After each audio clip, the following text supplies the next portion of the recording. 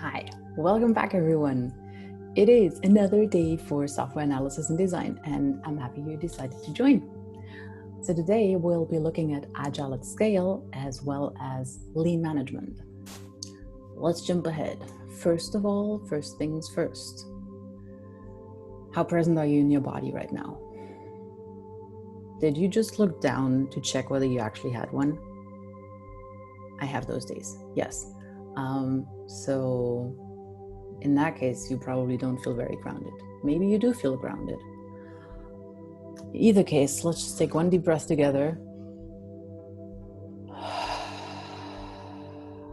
and connect to the earth underneath you through whatever you're touching it with, whether you're laying down, sitting, or standing. Just connect through your sitting bones, through your feet, and become super present in your body. Just be behind your eyes, be really there. Good. Why? Because the past and the future, they don't really exist anywhere but in our minds. So the only thing that's real is the present moment.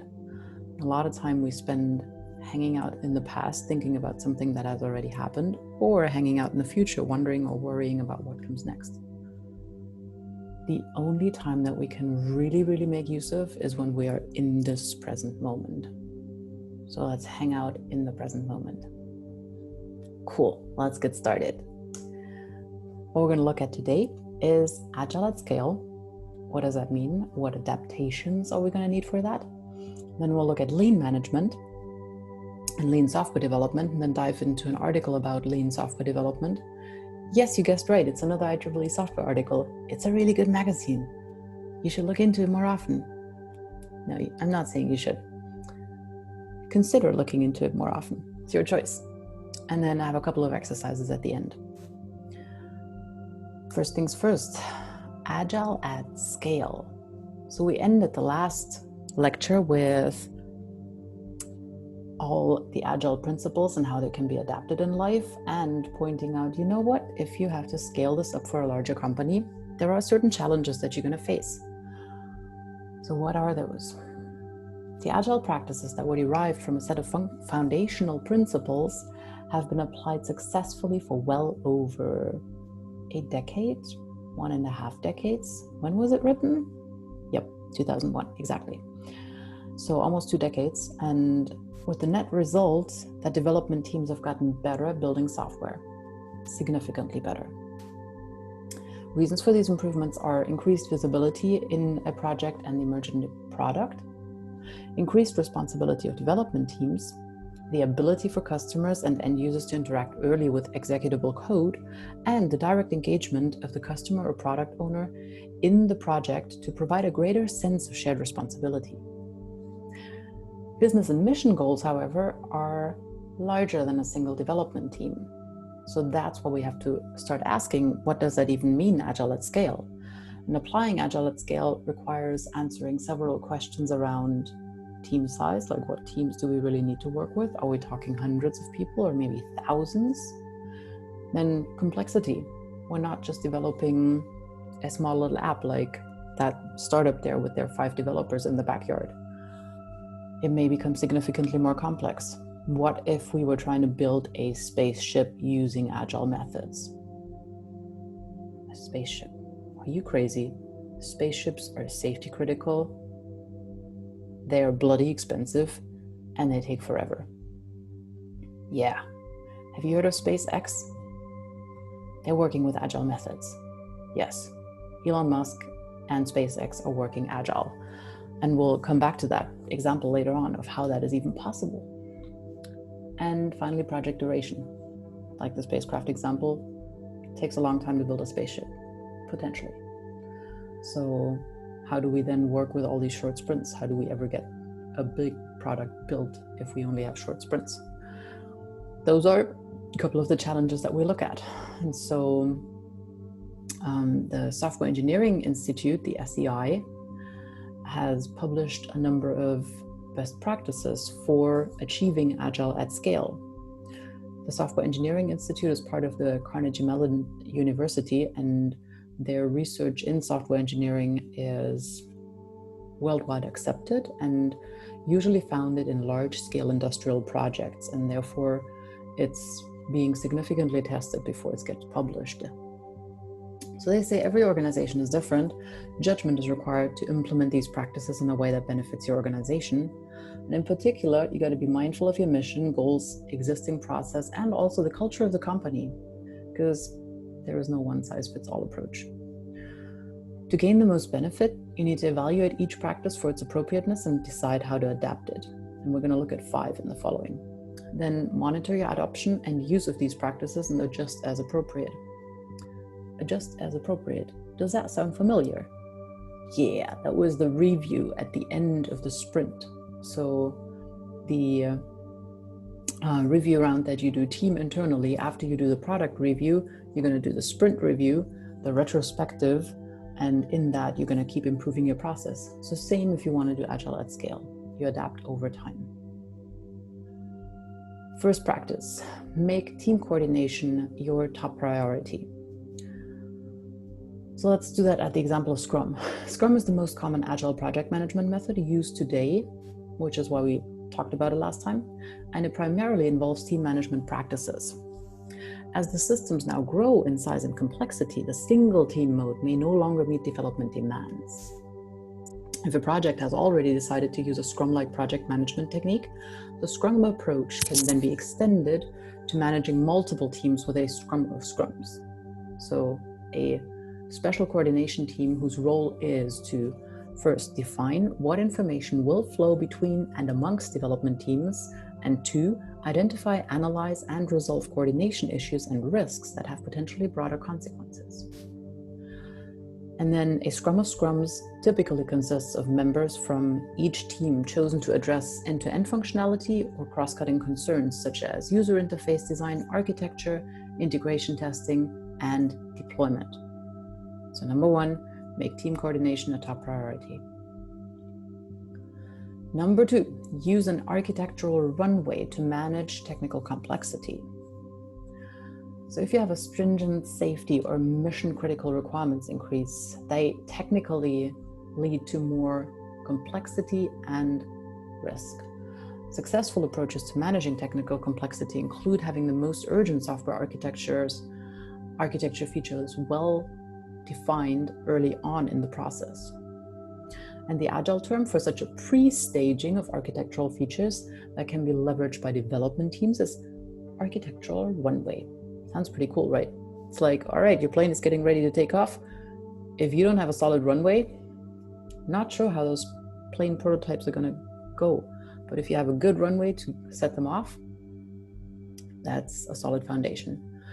And then having defined an architectural runway helps uncover technical risks earlier in the life cycle, thereby helping to manage system complexity and avoiding surprises during the integration phase of the system. Third one, align feature-based development and system decomposition. Why might that be? Well, feature-based development, if that goes along with the system decomposition, then that means I can break that down for the teams. If one feature goes across several system components, I'm going to have a hard time finding one team to develop that. So instead, I'm going to try to align both of those. So the common approach in Agile teams is to implement a feature or a user story, like you've already tried out, in all the components of the system. And the goal of creating a feature-based development and system decomposition approach is to provide flexibility in aligning teams while minimizing coupling to ensure progress. Remember loose coupling from object-oriented principles? Same here. So if you minimize coupling, that means those features can stand individually, those user stories can stand individually. They don't have a connection here, which means I can develop them independently and make sure that they work and get integrated in the product. The teams then create a platform containing commonly used services and development environments, either as frameworks or as platform plugins to enable fast feature-based development. So number three, align feature-based development and system decomposition. What was 1? Team coordination. Number 2, architectural runway. 3, feature-based development and system decomposition aligned. 4, using quality attribute scenarios to clarify significant non-functional requirements. So Scrum emphasizes customer-facing requirements. Those are usually your features. However, when the focus is on end-user functionality and it's there too much, then the underlying architecturally significant requirements can go unnoticed, which means we may not think enough about what kind of quality the architecture is asking for. So early on in the project, if we do Agile at scale, it's important to evaluate the quality attribute scenarios to determine which architecturally significant requirements should be addressed in early development increments, or whether strategic shortcuts can be taken to deliver end-user capability more quickly. So the quality attribute scenarios, those are from an architecture evaluation method that is called ATAM or ATAM, Architecture Trade-off Analysis Method, published by, you guessed it, the Software Engineering Institute at Carnegie Mellon University. It's a pretty straightforward process, and the technical report is for download on their site as well. So that's the fourth one, quality attribute scenarios to make sure the architecture is fit for scale. And then number 5, use test-driven development for continuous focus on verification. So this practice can be summarized as write your tests before you write the system. Who of you has done that? Maybe you have tried it. It's super helpful. It can be deducted from your very early requirements, even from the user stories. You write your user stories and then you write your acceptance criteria and then you write your test cases along with them. And then you go into a sprint and start making those first user stories a reality. When there is an exclusive focus on sunny day scenarios, like everything's going well, a typical developer's mindset, then the project can become overly reliant on extensive testing at the end of the project to identify the overlooked scenarios or interactions. So that means we got to make sure we identify early on what our rainy day scenarios are. So to consider different system failure modes, for example, as well as your sunny day scenarios. So you want to walk through all of those user stories and ask, what could possibly go wrong? And usually there is quite a bit that could possibly go wrong. So number 5, test-driven development. So those are your 5 practices, the most important ones for scaling Agile to large development teams, hundreds and thousands of people. This has even been made use of in the defense industry. It's in use in very large software development companies. I have a friend at Intel who says that they do it in thousands of developers. And so it works, let's get it going. I do have one other perspective. Not only Software Engineering Institute, but also the Harvard Business Review had something to say about Agile at scale and how to create a truly flexible organization. This one is not entirely focused on only software, but let's take a quick look. So companies that successfully scale up Agile see major changes in their business. Scaling up shifts the mix of work so that the business is doing more innovation relative to routine operations. So we're focusing on the business level, because it's the Harvard Business Review, I know. And these are the conclusions in the article. I put the link at the bottom so you can read through the entire thing yourself. The business is better able to read changing conditions and priorities to develop adaptive solutions and avoid the constant crisis that so frequently hit traditional hierarchies. Disruptive innovations will come to feel less disruptive and more like adaptive business as usual.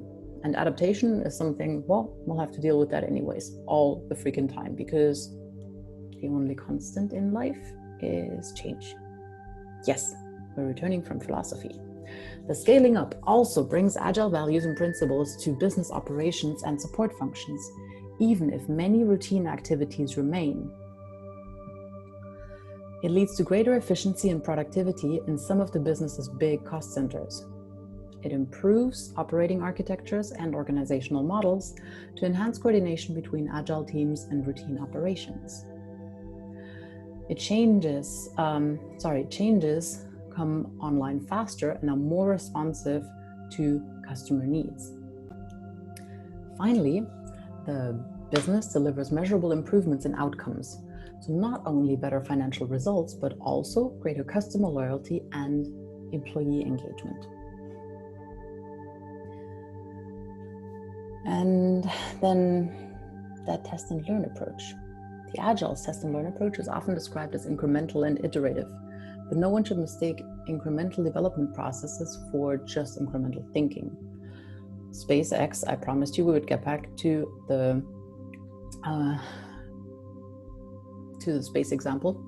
They aim to use Agile innovation to begin transporting people to Mars by 2024, with the goal of establishing a self-sustaining colony on the planet.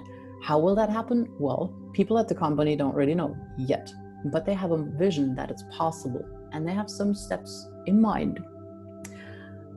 They intend to dramatically improve reliability and reduce expenses, partly by reusing rockets, much like airplanes do. They intend to improve propulsion systems to launch rockets that can carry at least 100 people. They plan to figure out how to refuel in space. Some of the steps include pushing current technologies as far as possible and then waiting for new partners and new technologies to emerge. That's Agile in practice. Big ambitions and step-by-step progress. It shows the way to proceed, even when, as it is so often the case, the future is murky. I think that's a great last word, murky. When I was living in Long Beach in 2018, there was a SpaceX launch. As I was driving my car over the big harbor bridge, there was this incredible silver lightning flash flying thing going by. And for a moment, I was like, wait, what just happened? I had no idea what it was. And then I looked it up in the newspaper later on, not in the physical newspaper, I went online. And yep, it was a SpaceX launch. And it was pretty incredible to witness that. And it threw me off a lot because I was not expecting it and did not know what was going on. It looked really close because they launched it pretty close by. Anyways, back from that, no, I'm not going to Mars. From Agile at Scale, let's see.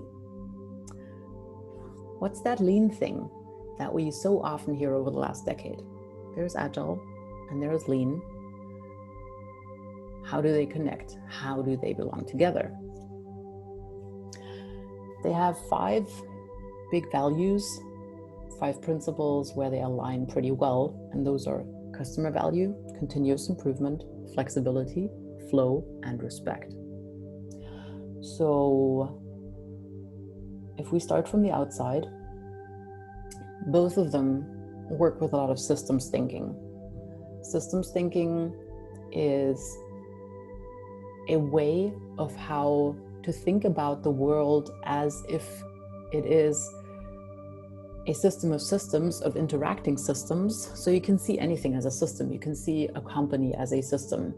And then elements in that company are organizational units. Elements are the people. Elements are the work artifacts that they produce. Elements are money that comes in and goes out, and all sorts of things. So that is putting a company into a model of a system. You can see the human body as a system. It's a system that has blood running through the veins. It has a number of body parts as elements. It has, in most cases, 2 eyes, and so on. So you can think about that as a system. You put some stuff in, food, and some stuff comes out in other ways. And so systems thinking really tries to make you think about anything that you deal with in the world in terms of what are the elements it's made of, what are the stocks and flows of those elements, and what kind of buffers does it have, according to what kind of rules does it function. Super interesting area. I'd love to do an entire course on systems thinking, not in this lecture. So that's enough for now.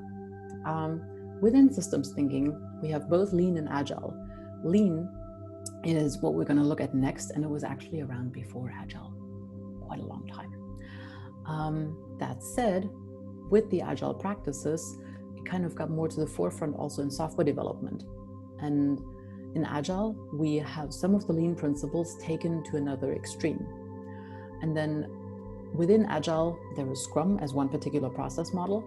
And across Scrum, Agile, and Lean, we have something that's called Kanban, which is a way of how to deal with tasks and to-do items that we'll get to in a little bit. So let's first look into what's this Lean. Lean management, the Lean methodology, relies on 3 very simple ideas. So you first want to deliver value from your customer's perspective. You want to eliminate waste, so things that don't bring value to the end product, and you want continuous improvement. Before you start with the basic Lean principles, you need to realize that the Lean methodology is about continuously improving work processes, purposes, and people. Instead of trying to hold control of work processes and keep the spotlight, Lean management encourages shared responsibility and shared leadership. So it's not so much about who's the boss of a particular unit or team, it's all about sharing. So therefore, the 2 main pillars of the Lean methodology are respect for people and continuous improvement. And now it gets really interesting. Who invented this? It was Toyota. So in the 90s in Germany, we had this TV ad where there was a bunch of monkeys singing. It was a Toyota commercial, and they were singing, "Nichts ist unmöglich, Toyota." So they were singing, "Nothing is impossible, Toyota." I don't remember the rest of it, but apparently I was at an age where I can particularly recall this ad. Maybe I just watched too much Starship Enterprise. So Toyota, back in the 1940s, when Toyota put the foundations of lean manufacturing, they aimed to reduce processes that don't bring value to the end product. By doing so, they succeeded to achieve significant improvements in productivity, efficiency, cycle time, and cost efficiency. Now, what does that mean? They got better. Great. If we try to put this in perspective a little, I found one example in an article from the US that says Toyota, using techniques that had evolved since the late 1940s, was producing automobiles with roughly half the number of labor hours as the big 3 US automakers, with much faster inventory turns and higher quality. Oops. So it must be doing something right. And in the middle, you see continuous improvement and respect for people, those 2 main principles. And then at the bottom, how you do that. Genshi Genbutsu, like go and see. Kaizen, improvement, continuous improvement. Challenge, keep challenging yourself. Teamwork, and respect. So far, so good. The lean principles that we build this on is all around customer needs. So we identify the value that we want to give to the customer. We map the value stream. That means across the whole company, we identify what adds to, like what that we do in our processes adds to the value for the customer. And then we create an improved flow from that. And then we establish a pull. So it's a just-in-time development. It's not we're gonna make parts and then we push and push and push and there's always a lot of buffer in between. No, we do it just in time so that according to the pull, we produce the parts and therefore we don't have that much capacity that we need to have in inventories in the middle. And then we continuously keep improving all of that. Sounds good, right? Lean management benefits are, because of the growing popularity of lean principles, comes from the fact that they actually focus on improving every aspect of a work process and they involve all levels of a company's hierarchy. There are a few major advantages that managers can benefit from. Focus. By applying lean, you will be able to reduce waste activities. Waste activities is everything that doesn't really bring value. So your workforce will be focused on activities that bring value. 2, improving productivity and efficiency. So when employees are focused on delivering value, they will be more productive and efficient because they won't be distracted by unclear tasks. 3, smarter process, according to a pull system. By establishing a pull system, you will be delivering work only if there is an actual demand. So that's what I just said about the just-in-time delivery. Only as cars go out, we'll make sure that the parts are ready in time. We're not gonna produce a ton of engines and a ton of individual parts and then have them laying around. And that leads to the next one, 4, better use of resources. So when your production is based on actual demand, as opposed to on a prognosis, then you will be able to use only as many resources as needed. As a result of all this, your company or your team will be much more flexible and able to respond to consumers' requirements much faster. In the end, lean management principles will let you create a stable production system with a higher chance of improving your overall performance. Quick summary in between. So, lean management is more like a guide for building a stable organization that evolves constantly and helps to identify actual problems and remove them. The main purpose of lean management is creating value to the customer by optimizing resources. Lean management principles aim to create a stable workflow based on actual customers' demand, and continuous improvement is a major part of lean management, ensuring that every employee is involved in the process of improving. On the bottom right, you see, yes, a little Kanban board. You guessed right. But first, we're going to jump to this quick article about lean software development. So Mary Poppendieck is an author who has written a bunch of books about lean software development, implementing lean software development, leading lean software development, and the lean mindset. And her colleague or co-author is Michael Cusumano. He is a Sloan Management Review Distinguished Professor at the MIT Sloan School of Management, and he is the former editor-in-chief and chairman of the MIT Sloan Management Review, and has had to do a lot with software development in his life as well. It just doesn't say that right here. So in their tutorial, they describe where lean software development comes from, what it means, how it relates to well-known agile development practices, and how it's likely to evolve in the future. And we're not going to do every single part of that article in detail because you can go ahead and download that article. But what we will do is look at the most important parts of it. So lean software development, what does that mean? It has adapted the principles of lean manufacturing to the world of software engineering. And on the left, you see the original phrasing in their article, and on the right, you see the version that you find more often across the internet. First one, optimizing the whole. 2, eliminating waste. 3, building in quality. 4, learning constantly. 5, delivering fast. 6, engaging everyone. And 7, keep getting better. Now you'll also notice they're in a slightly different order on the right. So first one, eliminate waste, because Toyota was so good at cutting out all the stuff that was kind of superfluous. People thought, okay, we gotta do that in software development as well. So what is waste in software development? Features that maybe aren't really wanted, that maybe aren't really needed. Oh, can you connect that back to the Agile lecture from last time, where we talked about the product backlog? And so features that are not as highly prioritized, they may never make it out of the backlog, which means we're eliminating waste. They may never make it from the product backlog into the sprint backlog, and therefore they may never get implemented. Good, eliminated waste. Number 2, create knowledge. So we got to understand that as teams, we always got to progress towards better skills, and therefore knowledge management within our teams is super important. Number 3, decide as late as possible. So whichever architecture decisions we don't have to make yet, which is one of the reasons why we first talk about software systems black box before we develop them white box. So when you think back about when we are at a level of user stories and use cases, we say the system has to do X, but we don't ever say how the system has to do that. So therefore we're postponing a decision till later on, till we're in white box development, we have to say, okay, what parts of the system are going to make this happen? 4, deliver fast. So you want to make sure you have short development cycles, which we also find in Agile.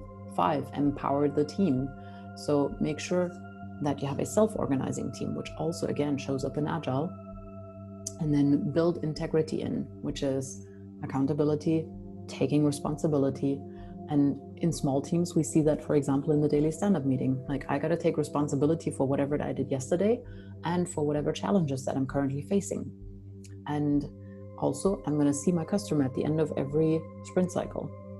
And then 7, see the whole.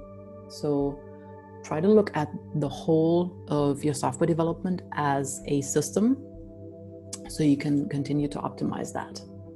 So don't only try to optimize parts, look at the whole thing and its dynamics. Good. With that, Mary and Michael also had a pretty cool comparison in between the processes of Toyota and Microsoft. So on the left, you see the Toyota-style lean production, which is a manual demand pull with Kanban cards. And on the right, you see the 1990s Microsoft-style Agile development. Daily builds with evolving features. 1990s Agile development? Didn't we just say last week that the manifesto was only written in 2000? Yes, but we moved towards that earlier. So when people talk about Agile as new, it's not that new anymore, really. It's really not. So on the left, we see just-in-time small lot production. On the right, we see development by small-scale features. On the left, Toyota, minimal in-process inventories, so I don't have a lot of car parts laying around. On the right, short cycles and milestone intervals. Left side, geographic concentration and production. Right side, geographic concentration and development. So small teams that are physically co-located work super well. On the left side, production leveling. On the right side, scheduling by features and milestones. For the Toyota Rapid Setup, Microsoft had automated build tools and quick tests. For Toyota machine and line rationalization, Microsoft focused on small multifunctional teams. For work standardization at Toyota, Microsoft had design, coding, and testing standards. For foolproof automation devices, we have builds and continuous integration testing. For multi-skilled workers at Toyota, we have overlapping responsibilities at Microsoft. And for the selective use of automation, we have computer-aided tools, but no code generators on the Microsoft side. And then for the continuous improvement at Microsoft, we have postmortems and process evolution. So with that, you have a pretty good understanding of what those lean principles can look like in software development. Now, what would that mean, eliminating waste in an agile process? Here's a couple of points that may be food for thought. Adding no extraneous features or functions, which is, that stuff gets sorted out by the backlog because it never makes it into the sprint. Then assessing the cost and schedule impact of any newly requested requirement. So at the beginning, remember in our sprint meeting or in the product planning meeting, actually, for every new requirement user story we write down, we also add acceptance criteria and a cost estimation of how long that's going to take. What else could you remember here? Yes, the 50% extra rule. Most of us humans, we are way too optimistic in time scheduling, so add 50% to your initial estimation. Then removing any superfluous process steps, so wherever you can. Establishing mechanisms to improve the way team members find information. So whether that means having a really good wiki, or whether that means you have a super well-structured GitHub repository, whatever works. Ensuring the testing finds as many errors as possible. So make sure you find all your rainy day scenarios, everything that could possibly go wrong. And then it's going to be way cheaper if you test it out early. Reducing the time required to request and get a decision that affects the software or the process that is applied to create it. So just reducing your overall response time, having a quick feedback loop with your customer and with your product owner. And then 7, streamlining the manner in which information is transmitted to all stakeholders involved in the process. So make sure that there's a regular information flow back to all your stakeholders, not just the product owner, but also maybe your users or other people that interact with your system, as external systems or as information providers, or that need to make use of your output. Sweet. With that, we are rapidly moving to the Kanban board. The Kanban board is a really simple, useful tool. It's really as simple as what you see right in front of you. So you have a list of to-dos. You can be in analysis, development, testing, and done. And you always differentiate what of that are you doing right now and what is done already. You can set your board up in whichever structure floats your boat. There are different ways. So for some project, it may also be sufficient to say planned, to do, doing, done, or under review. All of those can be different states. Just agree on them within your team. And the 4 principles of Kanban is make sure you visualize your workflow on that Kanban board. And the cards can represent user stories in your product backlog. You can use colors to present a theme, to represent a theme. You can place the cards into columns depending on where in the workflow they are. And as work gets completed, they move from the left to the right. And in the smaller writing, you see some of the key definitions, like the card that has the user story, what a user story is, what a product backlog is, and then your themes. Number 2, limit work in progress. Really important. So there is only so much space on your Kanban board. In the example right here, the analysis person is a bit overwhelmed, and then the others jump in and say, hey, can we help you? So it's important to have a limit for work in progress, because if you have 27 things that you want to get done today, guess what? You're going to waste a lot of time jumping context and refocusing, and you're not going to get as many done. If you have 3 or 4 or 5 items, you might be able to get them done, depending on the size, on the chunk of each of them. 3rd principle, focus. So look out for interruptions in flow and use them as opportunities to improve. Your workflow should run smoothly, not stop and start. Choose some flow metrics to track and analyze them. And if your work is flowing smoothly, you know you're creating value. So always look for any blocks that may occur. Those come up during your daily stand-up meetings, and then track the cycle time to measure your performance. So how long does it take you to get from to do to done, from doing to done, from like both of those, from to do to done and from doing to done. So there's a number of different metrics that you can have, like the lead time, then the cycle time, which are the 2 that I just named, and then what's the number of items that you haven't even started on, or what are the ones that are work in progress, and what are your areas of blockage. And the 4th one, last one, continuous improvement. So you want to plan how to improve your current method, then implement changes to test them, monitor the results, again, metrics, and then if successful, then implement that on a wider scale. So even after implementing Kanban, your work is never really finished. Part of the Kanban method is to continuously improve the process, and monitor the way you work and make improvements is just an ongoing thing. And that's okay. We all keep striving to be a little better every single day. Last one for today. There is this book called The Deadline. It's written by Tom DeMarco, who's a long career software development manager, software project manager. And I read the book The Deadline quite a while ago. It's a novel, so it's an easier read than many other project management books, because some project management books can be fairly dry, and this one is just a fairly smooth read, in my impression. So Tom DeMarco says the best predictor of how much work a knowledge worker will accomplish is really not the number of hours that he or she spends, but the days. 12-hour days do not get more accomplished than 8-hour days. Overtime's a wash. How much have you been working recently? You working 8-hour days? Or are you trying to push 12-hour days?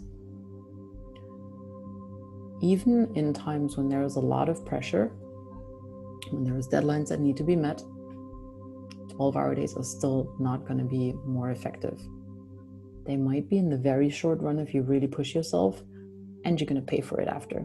Trust me on that one. I've tried it out. You're going to pay for them, and it's not pretty, because then you just go through a phase where you get nothing done whatsoever. And with that little reading recommendation, I would like to wrap it up for today.